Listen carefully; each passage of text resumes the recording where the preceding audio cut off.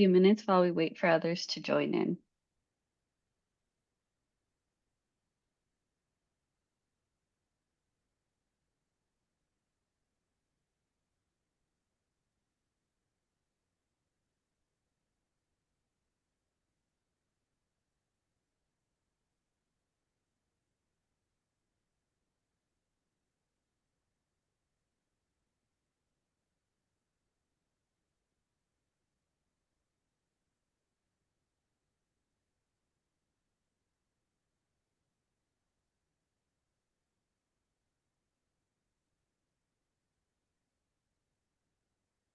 All right. Hello, everyone, and welcome to today's virtual tour of the Timken Museum. We're so excited to have you with us this morning. A few housekeeping things before we get started. Please keep yourselves muted throughout today's presentation. If you have any questions, please feel free to use the Zoom chat function by clicking the button at the bottom of your screen that says chat in order to type your question, and we'd be happy to address any questions or comments at the end of today's tour. If you're joining us over on Facebook Live, we welcome you as well. You can also ask any questions you may have using the comment section on Facebook, and we'll be monitoring those comments and answering those questions at the end of the tour as well. Lastly, this tour is being recorded and streamed live and will be posted to our social media channel once this tour is over. If you would like to rewatch this tour or watch other tours put on by the Timken Museum previously, please check out our Facebook page to find those. Without further ado, I'm so excited to introduce our docent, Eleanor, who will be presenting highlights of the Timken Museum. Thank you so much for being with us today. I'll turn things over to you, docent Eleanor. Yes, thanks so much, Renata. Well, good morning and greetings. As Renata said, my name is Eleanor, and today we'll be touring the 5 galleries in the museum, and we have included in that are the various nationalities, paintings that chronologically run from around the 1300s through around 1900. And we also have a distinguished group of Russian icons, which is quite unique to our museum. Each of these works tells a fascinating story that reflects the social, historical, and cultural context in which it was created. Now, for those of you not familiar with the Timken, it owes its existence to the generosity of 2 families. We have the Anne and Amy Putnam, who dedicated their lives to collecting art. Interesting ladies. They were spinster ladies, kept very much to themselves, and they had a home in San Diego. They moved here in the 1920s or so, and they inherited wealth, and they used it to collect art from all over, primarily Western Europe. And Amy had a passion for Russian culture. She studied Russian at Stanford University, quite unusual in those days. So she collected the Russian icons. And that's where we're going to begin, in the icon gallery. Let me just mention that the Timken family was responsible for funding the building of the museum, which opened in October 1965. And we remain the only museum in Balboa Park which is free at all times. Very important. So back to the Russian icon gallery, and the source of most of the icons are, as I mentioned, Russia. And the works in this gallery, which are called icons, are sacred images. This was the prevalent art form within the Russian Orthodox Church. Through these icons, religious stories and teachings are disseminated to the faithful. And, remember that in the 14th, 15th century, individuals were not literate. They could not read. And therefore, images were the ways that individuals were told, religious stories and learned the teachings of the church. So upon entering a Russian Orthodox church, which perhaps some of you have, you're familiar with seeing a screen or a wall of these icons, and it can stretch up to 5 stories. And this is a screen called the iconostasis, and it separates the nave from the sanctuary. Now, it might seem like it creates a barrier, but this isn't really the case.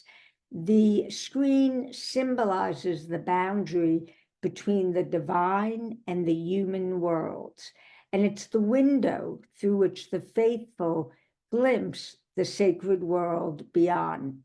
So you see where we have the white pointer.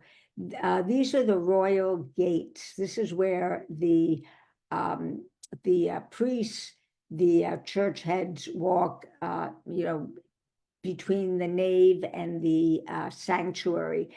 And just to the left of the royal gates, you will see the you will see the icon. So sorry. Okay, you will see the icon of the Hodegetria, which is the Mother of God. Excuse me, Renata.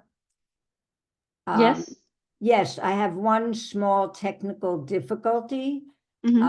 So if you give me a moment Yes. and be patient, I will get right back to you. Okay, no problem.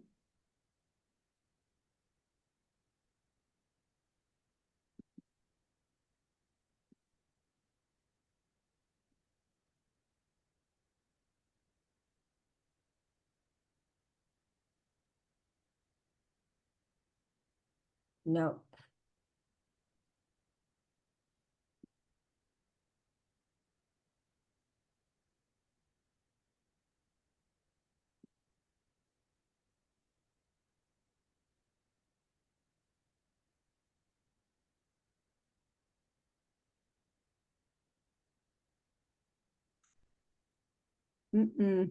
Sorry.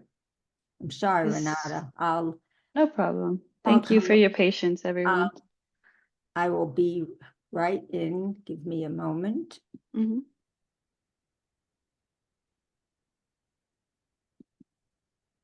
Is there something I can help with? All right. Can folks see the screen again? Yes, we can see the screen, but we can also see your notes on top of the Okay. presentation. All right, we're going to proceed. We will proceed as is. And this is the Hodegetria, or the Mother of God.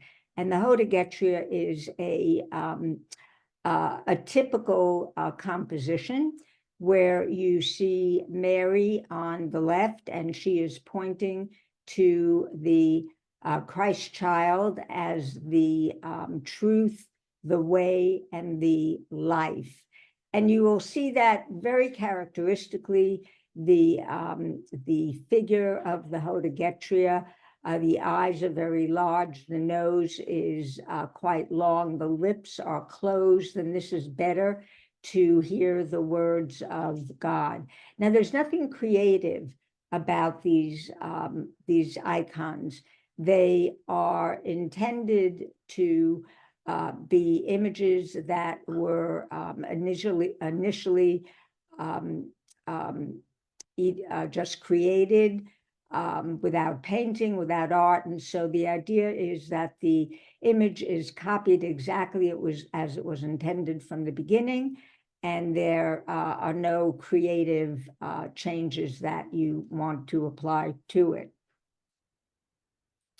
If you see, if you're looking at the tiny holes, you may be able to see tiny holes on this screen. And you also see a Stella Maris. Whoops, I don't know. I'm so sorry. I am having trouble with this today.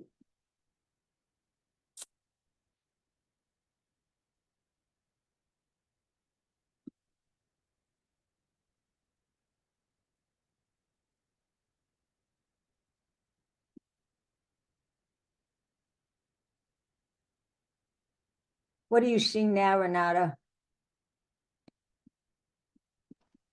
The same. I can see your presenter's note on top of the Okay. All presentation. right, I need to go back. All right.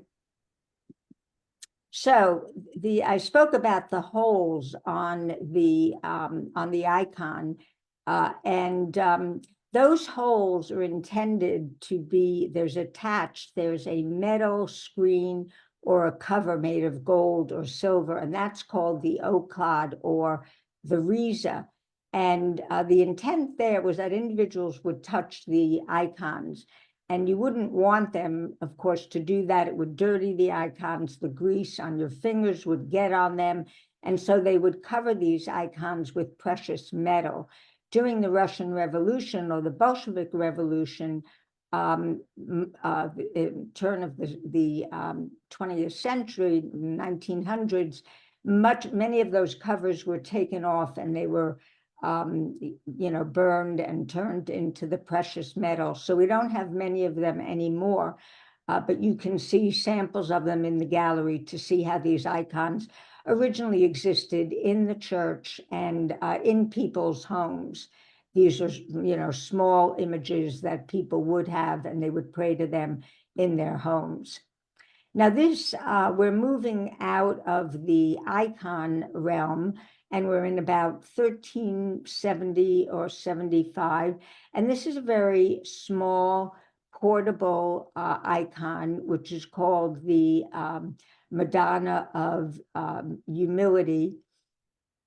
And it's done by Niccolo di Buonaccorso, a very important artist in Siena, in Italy. It's temper and gold, and it's called the Madonna of Humility because, as you see in the center lower image, you have a Madonna and she's seated on the tile floor. And in back of her, I know it's difficult to see, there's a bobbin and there's some sewing material. So this is illustrating the, Madonna as the humble kind of figure taking care of baby Jesus.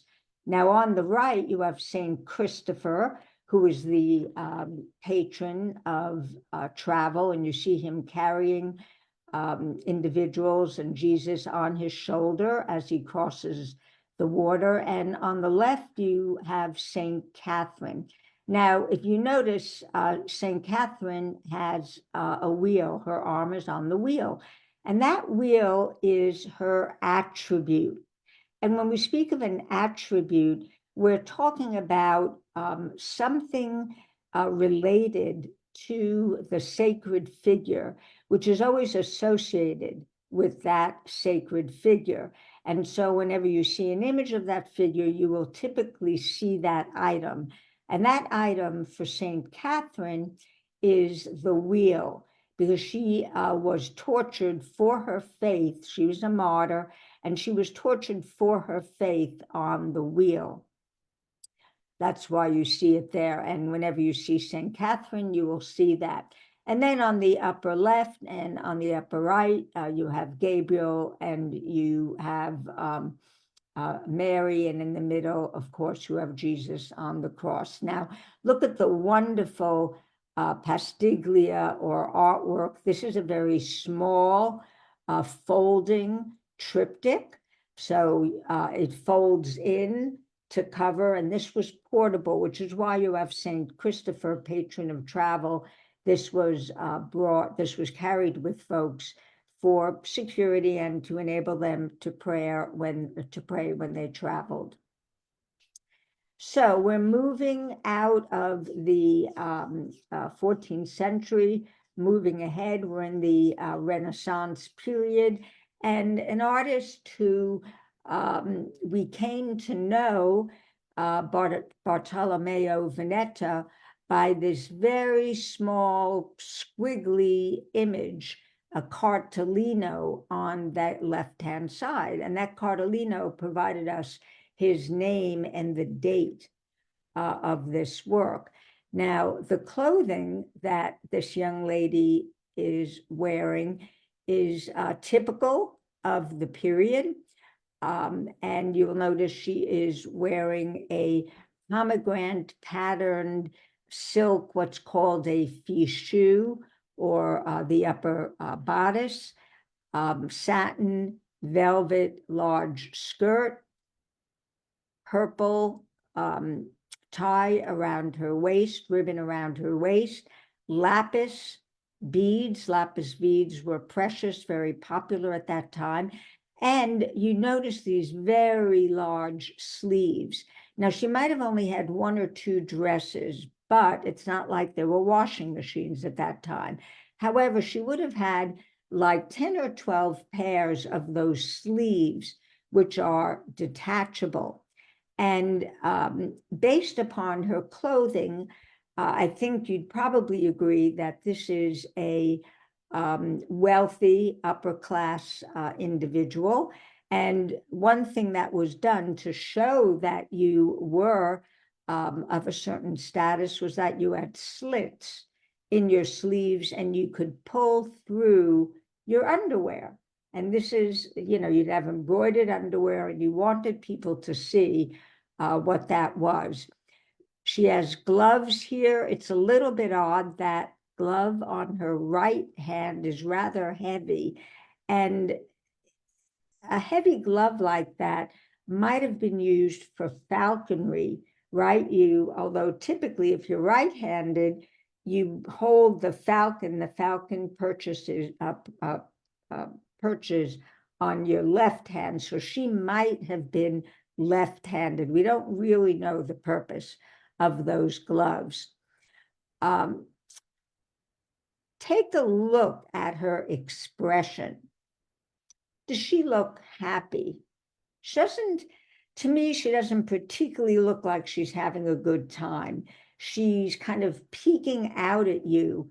Her eyes are moved to her left, and she's kind of looking a bit petulant. Perhaps she's not all that happy. And there's a story to that, which I'll tell you in a moment.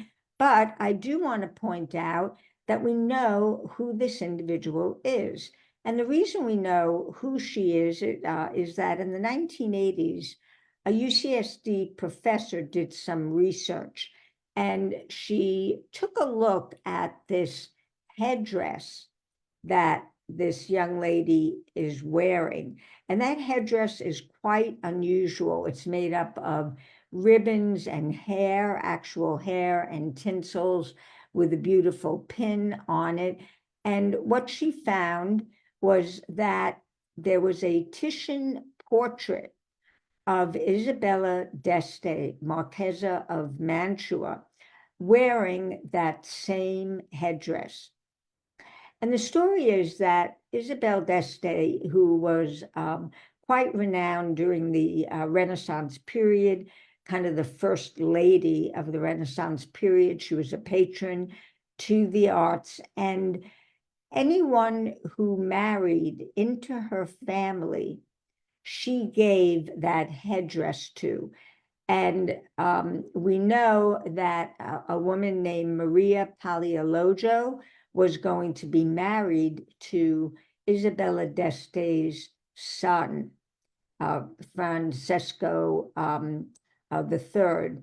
And therefore, she received this scuffia, it was called, or this headdress. And that's how we identified that this was Maria Paleologo.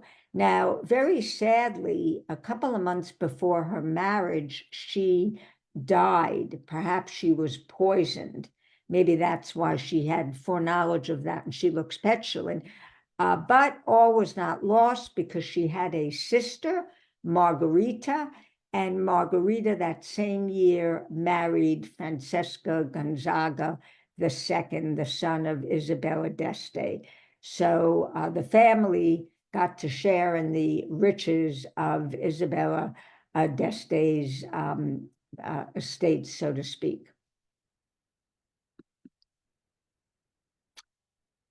When we move from the Renaissance period into the Baroque period, about 100 years later, we move into a period and a style of art which was deeper colors, less balance to the portrayal of figures, and more emotion. And this piece is by Il Guercino, is called The Return of the Prodigal Son. And you notice that we have three figures here. Perhaps some of you know the story of the prodigal son. The father had two sons, and one of them wanted his inheritance immediately. And the father said, I'll give you your inheritance, but, that's it. If you squander it, no more to come. Well, the son left. He spent the money on wine, women, gambling, came back to his father, was very repentant, said, Father, please forgive me. I sinned against God and humanity. And the father, who you see embracing the son, this is a sign, of course, of repentance, and he is forgiving his son. Now, Guercino did several versions of this work. This is his first version. Now, you still see the three figures, but it's all monochrome, and it's a very different composition. These works were commissioned typically by the church. So he did 7 versions, and we believe that our version is the final version, quite colorful. So you see the son, he's repentant, he's crying, there are tears on his chest. And who is this individual on the left? And you might think it's the other son. It's not. It is the servant. And the servant appears to be pulling back the curtains. What is he doing? Well, this period in the 17th century was known as the Reformation. And during the Reformation, the church was very not cognizant that the Protestant church had been established and was drawing away people from the Catholic Church. And through this counter-Reformation effort, they used art, very emotional, compelling art, to bring people back to the church. So perhaps this young man is pulling back the curtain in The Return of the Prodigal Son. He may be pulling back the curtain toward a feast to celebrate the return of the prodigal son, but he may be pulling back the curtain saying, welcome back to the church. We forgive you. Come back in. A kind of marketing piece by the Catholic Church.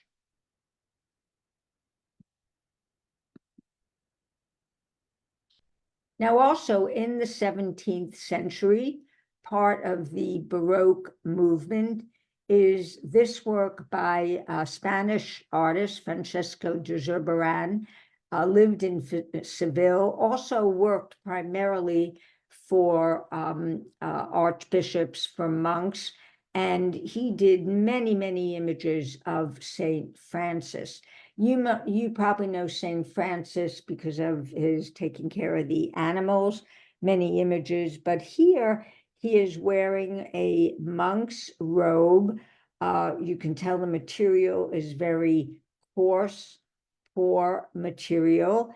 He is wearing not a Franciscan robe, but a robe of the Capuchin sector. And that pointed hat is a Capuchin hat. And his robe is patched. And you will notice he is holding a skull. And it was not unusual for monasteries to have rooms full of skulls. They were used for meditation, and the monasteries were often next to graveyards. So showing skulls and meditating on a skull was not uncommon. You would see, and you see here his eyes are closed. Now that skull is called a memento mori, which means remembrance of death. And I want you to remember that term, because we're going to now move into our Dutch and Flemish gallery, and we're going to take a look at a still life by Pieter Clèze. Pieter Clèze was the foremost still life artist. He lived in Haarlem in the 17th century. And you may know that the Dutch in the 17th century were responsible for introducing new genre of art. And they introduced the still life. In Dutch, it's called the stil even, a still life. And this piece is a still life, or it's often called a breakfast piece. Breakfast was just a small meal in the Dutch at this time. So this is a small meal, and it's a still life. And what you see here are various objects that we'd expect to see on a table. You'll see a glass, and this is not soda or coffee. This is beer, because at that time the water was not safe to drink, and so beer would be what folks would drink. You see a tin for tobacco. You see a pipe. You see some herring being very popular among the Dutch because of their being surrounded by water. You see charcoal burning, and you see a tipped over jug. Now, notice something. Things are a bit awry here. Something's not quite right. Why is the jug tipped over? Why is the plate with the herring on the edge of the table, like it's going to fall over? The coals are burning out. The beer is half drunk or drank. So this type of work is called a vanitas painting, also a somewhat of a remembrance of death, portraying the idea that life is transient, it is short, death is inevitable. That's what some of these images could be representing. And Pieter Clèze did a number of vanitas works. And here's one that is very compelling from a vanitas perspective, because you see the skull again, the memento mori, the remembrance of death. You see the watch. Whoops. Oh dear. Go back.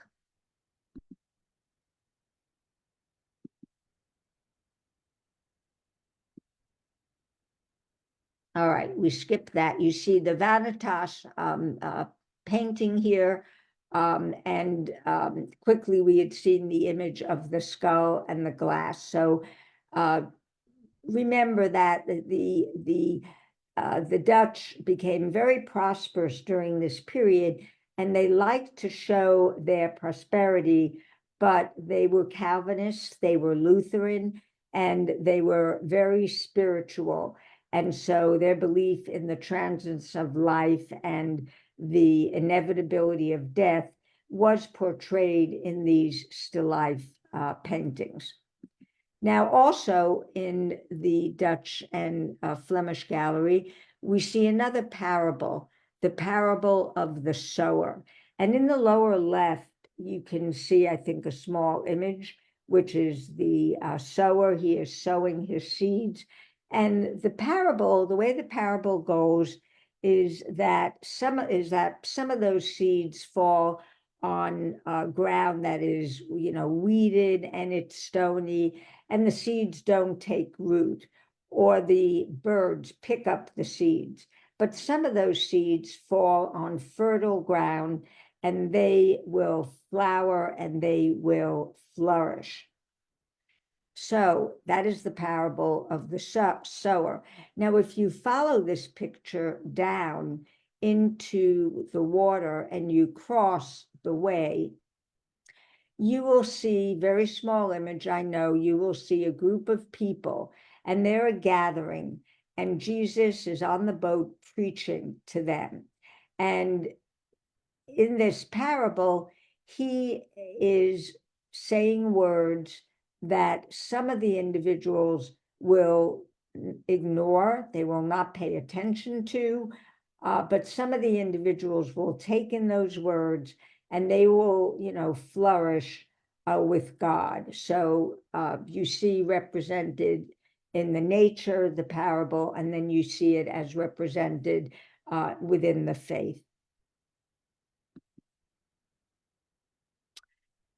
So we move on from the French and, from the Dutch and Flemish gallery to Francois Boucher and our Lovers in the Park. And we move into a period known as the Rococo period.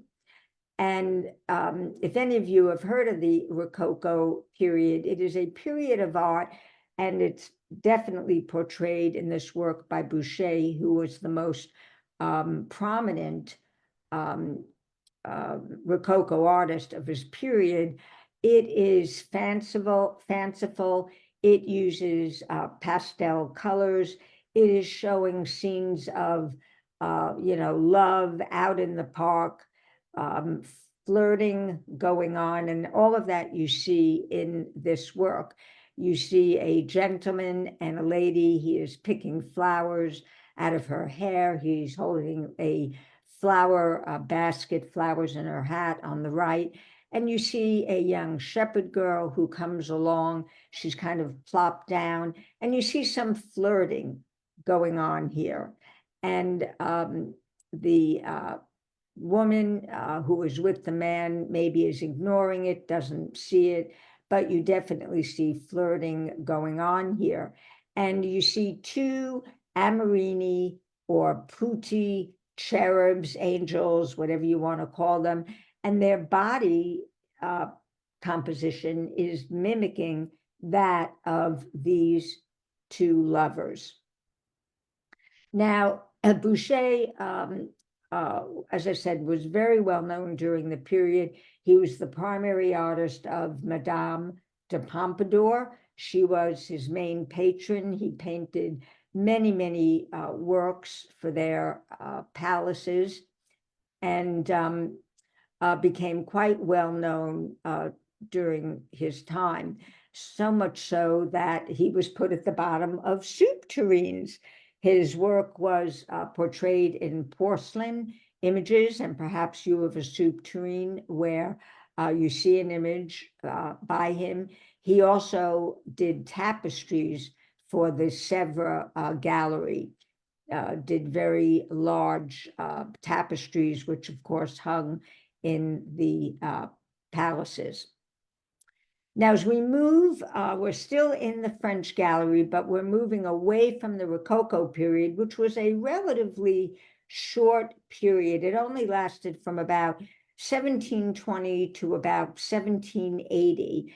And remember that what was going on in about 1780 is that you were coming close to the French Revolution, and you have a more conservative period in art, a more sober period. And here you have a work by Jacques-Louis David. This is in the Louvre. This is called The Oath of the Hierarchy. You have images of Roman figures. This is a very typical work by Jacques-Louis David. But the work in the Timken and the work that he is also known for, he did some Rococo work initially, But what he's most known for in our gallery is this portrait of Cooper Penrose. And Cooper Penrose, this was done in about 1802. Cooper Penrose was an Irish timberman. He was very wealthy. He lived in a home in Ireland. It was called the Irish Vatican, which was a bit odd because he was a Quaker. And I must say, I'm not sure the Quakers were very happy with his lifestyle, but he lived a very high life and he wanted a portrait done. And he traveled to Paris and spoke to Jacques-Louis David, and David agreed to do a portrait of him. And this is the portrait of Cooper Penrose.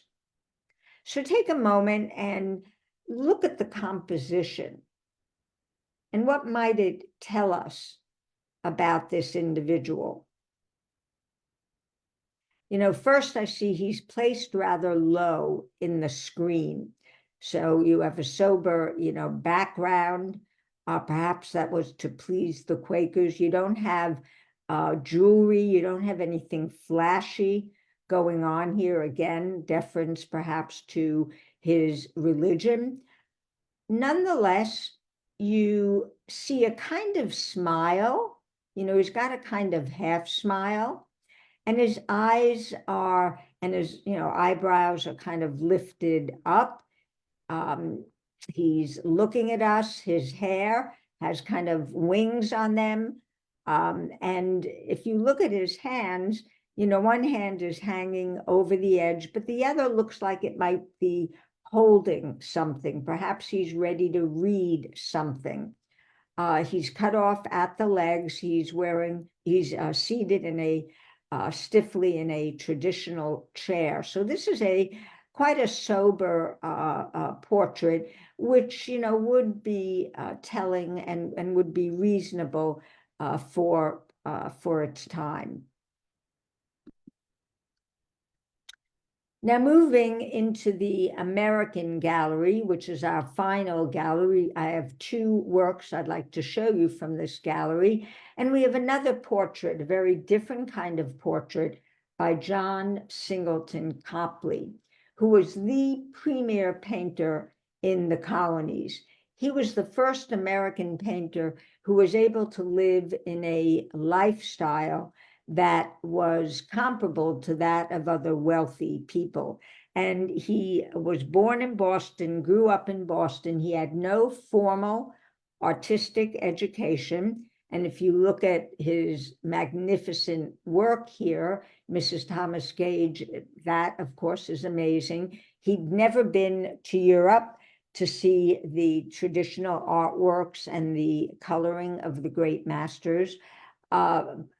But he specialized in doing portraits of the upper classes in Boston. Well, Mrs. Thomas Gage was not in Boston. She was in New York, and her brother called upon Copley to come down to New York, and he committed to Copley a certain number of commissions he would get. So it would be worthwhile for Copley to come to New York. And he came down to New York, and we know that he had already painted a portrait, like 4 years earlier. He had done a very characteristic portrait of General Thomas Gage, who was the general for the English forces all the way to the Midwest in America, a very important figure. And ironically or oddly, he was married to Margaret Kemble Gage, who was a third generation American. She was a solid, stalwart patriot. But she was married to a British. And if you look at her pose here, she would have spoken to Copley. She would have conferred to him. Copley would have come down to New York in a carriage, taking his studio with him. So that couch was a couch that Copley brought with him to New York. We don't know about the dress. We do not know if he supplied the dress or not. There are other portraits done at about the same time that show a woman wearing the same dress. So it's a mystery, but it's probably her dress. And if you look at this style of dress and you know anything about colonial dress, it's not your typical colonial dress. It is what it was known as the time as Turkery, Oriental style dress. And so this was very stylish in Britain at the time, and Americans liked to follow the British. So Margaret Kemble Gage probably asked to be dressed in this style.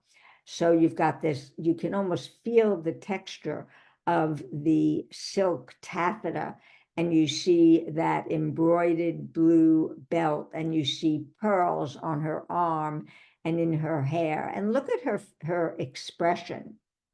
She kind of looks like she's daydreaming, very relaxed, almost as if you touch her arm, she'll fall off. So it would have been a collaboration between the sitter and Copley. Copley was so successful because he was able to portray individuals as they wanted to be portrayed. Definitely a portrait, definitely know who Margaret Kemble Gage is. If you had a photo, you'd be able to pick her out. But he creates an image that is somewhat idealistic in that it meets the image that the sitter would like to be. So think of yourself, if you want a portrait done, how would you want to be portrayed? What clothing would you wear? What expression would you have? How would you like to be seated? Not an easy task, actually, I don't believe. Our last work is done by the very renowned artist Eastman Johnson. This is the Cranberry Harvest Island of Nantucket. And this work was done in 1880. It is his premier rustic scene of New England. Eastman Johnson determined in the latter part of his career, he had already done many genre scenes of the South. He had done some portraits in New York, that's where he lived, and he became consumed with wanting to do a traditional rustic New England scene. And he traveled to Nantucket. He rented space there. He went there over a period of close to 10 years. And this is his penultimate picture. This is his penultimate painting. Not a large painting, but it's populated by over 40 figures. And he did many, many sketches and watercolors and paintings. So you see here some of those sketches, which are preliminary to his work. And he ended up with this work. And what you can see here is interesting, and importantly, in the background is a lighthouse. Now, that lighthouse does not exist in this particular scene. We know where this was done, and there's no lighthouse there. But Eastman Johnson wanted to include a lighthouse because he wanted people to know this was Nantucket, and they would recognize that as the Nantucket Lighthouse. So in the middle, we have, the kind of focus of the painting is a woman. She is standing up, and what is she looking at? Probably the little boy carrying a baby, presumably her child. And you do see a mixture here of children and older men. There's an older man sitting in a chair. And, what are they doing? They're on the ground, they're picking cranberries. And anyone who knows about cranberry picking, of course, it's not done manually anymore. It's done with huge machines that sweep up. Water is put all over the fields, and the cranberries become loose, and machines pick them up. But they're picking them here. What time of day is it? Well, it's probably, this was probably done in October, mid-afternoon. And we know that because of the way the shadows fall on the grass. Okay, see these small boys on the left, and you see a carriage in the background where the cranberries are being stored. Now, this was, as I said, Eastman Johnson's penultimate work, because he returned to New York and he never did another image of Nantucket again. When this was shown in New York, it generally did get favorable reviews. It was not totally loved, but it generally did get, favorable reviews. And he spent the last years of his life doing portraits in New York of literary figures, writers, artists, and so on. Well, that brings our tour to a close. And again, I do so apologize for the technical difficulties. I know that sometimes happens. Nonetheless, I regret that, and I hope it didn't interfere, and we got back in and you enjoyed the tour. And I welcome any questions you might have.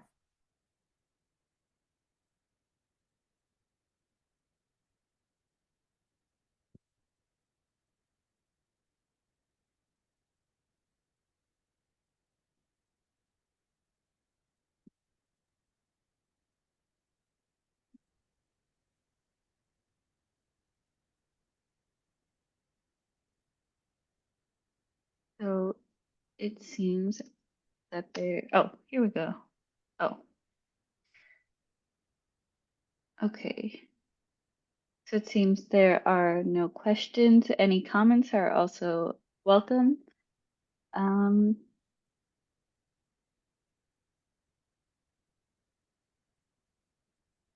Giselle says, thank you for a wonderful presentation of the Timken highlights. You're quite welcome, and do come back often. As Renata said, we post these if you'd like to review them, and I do so hope you can come and visit the museum live. It is quite a different experience to see these works in person. So thank you again for your time, and take care. Larissa also says thank you. And yes, thank you so much, Eleanor, for such a fascinating and engaging tour. I also thank everyone for your patience with these technical difficulties. Zoom always likes to throw curveballs at us. But before you go, I would like to remind you that this tour and other tours are put on previously through the Timken Museum can be found on our social media channel on Facebook. If you would like to find further information on any future tours being put on by the Timken Museum, please check out our website event calendars for those details. Thank you again for joining us this morning, and thank you, Docent Eleanor, for a wonderful presentation. Goodbye, everyone, Bye, and I hope everyone. you have a great day.